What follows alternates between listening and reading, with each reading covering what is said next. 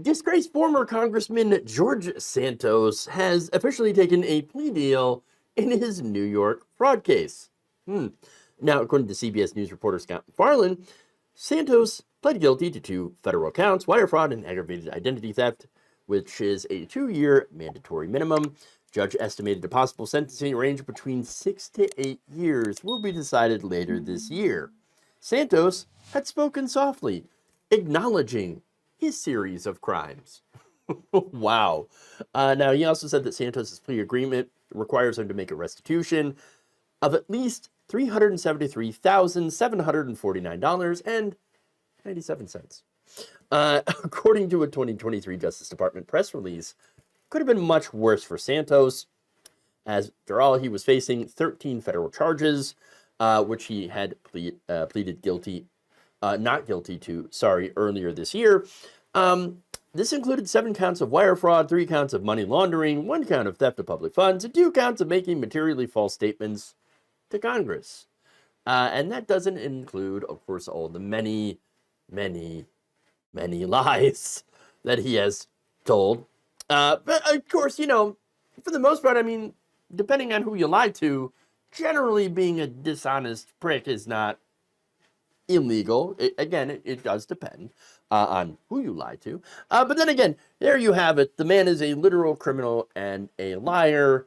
He has taken this plea deal to, number one, avoid going to a trial, which probably would have been a disaster, and number 2, avoid decades in prison. Will he still see some prison time? It is very possible, but certainly not as long as he would have gotten if he had gone to trial, at least I think in his estimation, because after all, he is the one that did the plea deal. Now, if convicted on all counts, according to sentencing guidelines, Santos would have possibly faced up to 20 years behind bars. Now he will not.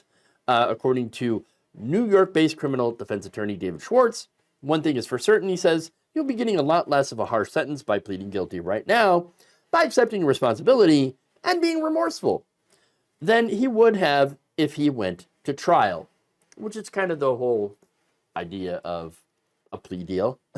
That said, not everybody's happy about it. Jody Cass-Finkel of the group Concerned Citizens of New York 03, who led the effort to oust Santos in the first place from Congress, said he shouldn't get a plea deal. On Sunday, Finkel's group wrote to prosecutors saying that it demands a full trial to reveal the extent of Mr. Santos's crimes against New York 03. Indeed, the public deserves to know how a travesty of this magnitude could have happened at the highest level of government. So, now, of course, the judge does not have to accept the plea deal. So, let's be fair about that. Is it likely that he will?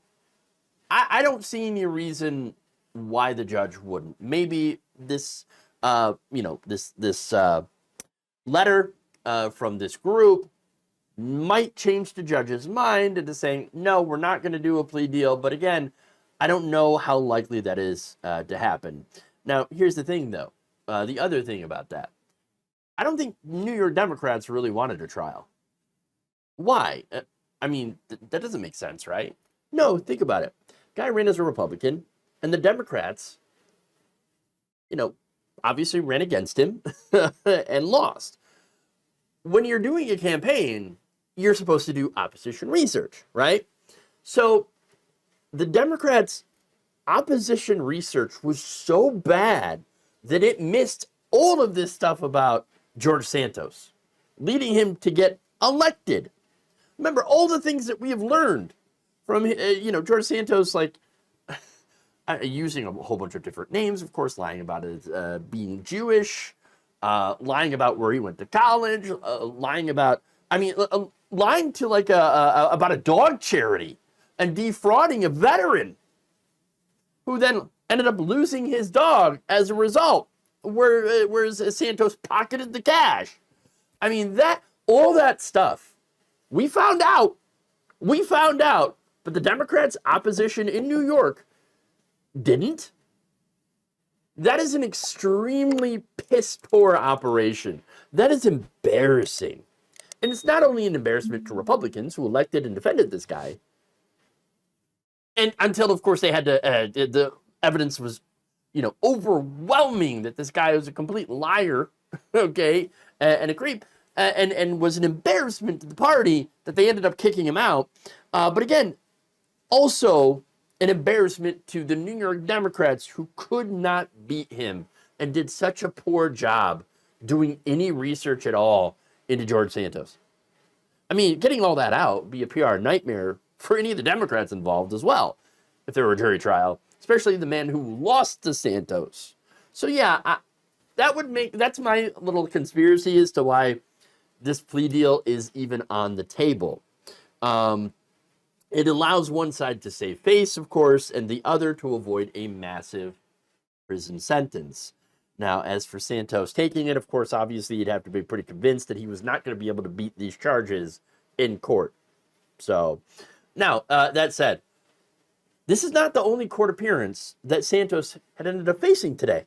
Oh, no. Earlier on Monday, a federal judge dismissed Santos's lawsuit against Jimmy Kimmel for, paying for his videos, okay, on Cameo, and then showing them on the on his show. So Santos had sued Kimmel in February, claiming that Kimmel engaged in a, quote, deliberate deception and wrongful appropriation by requesting that he do Cameo videos under a fictitious name. Oh yes. Oh, the irony. Really? Okay. Anthony DeVolder, George Anthony DeVolder, Katara Ravash, and yet you tried to sue Jimmy Kimmel because he used a fictitious name? Come on, the irony here. Now, he also claimed that Kimmel and his network had committed copyright infringement, fraudulent inducement, breach of contract, and unjust enrichment. Unjust enrichment! Bro! Again! Really? Now, U.S. District Judge Denise Coate dismissed all 4 of those claims, and you're going to love this, right? Now, court first ruled that Kimmel's airing of the video was transformative enough to be protected by fair use. That's an exemption for copyright protections, finding that the videos were used for political commentary and criticism, which is fair. Yeah, that's what fair use is. Now, she says, in short, a reasonable observer would understand that Jimmy Kimmel Live showed the videos to comment on the willingness of Santos, a public figure who had been recently expelled from Congress for allegedly fraudulent activity, including enriching himself through a fraudulent contribution scheme, to say absurd things for money. That judge just effectively cooked George Santos in that comment, and in her decision. That is amazing. I love it. But here's the thing too about the Cameo requests, right? You don't have to take every Cameo request. You don't just have to, they don't just give you money and then you have to do it. No, you will agree to do it. So if you give George Santos money so that he says something ridiculous, and then he does something ridiculous or says something ridiculous, well, that's because he obviously will say absurd things for money, because that's who he is. So I don't see where Kimmel went wrong on that one, and neither does the judge. In fact, laughing it out of court. Because that's what it is. That's what it deserves. It's absolutely ridiculous. But yeah, not a good day for George Santos. And I hope in the future for many more bad days for George Santos. Thank you for watching. If you enjoyed this video, please like, share, subscribe, hit the bell icon in order to get notified whenever a new video is released. And if you want to support independent, progressive media through this difficult time where it seems like everybody is shutting down, you can become a member on our YouTube page, you can become a subscriber on Facebook, or you can go to my Patreon. It's patreon.com/Jeff Waldorf. Thank you.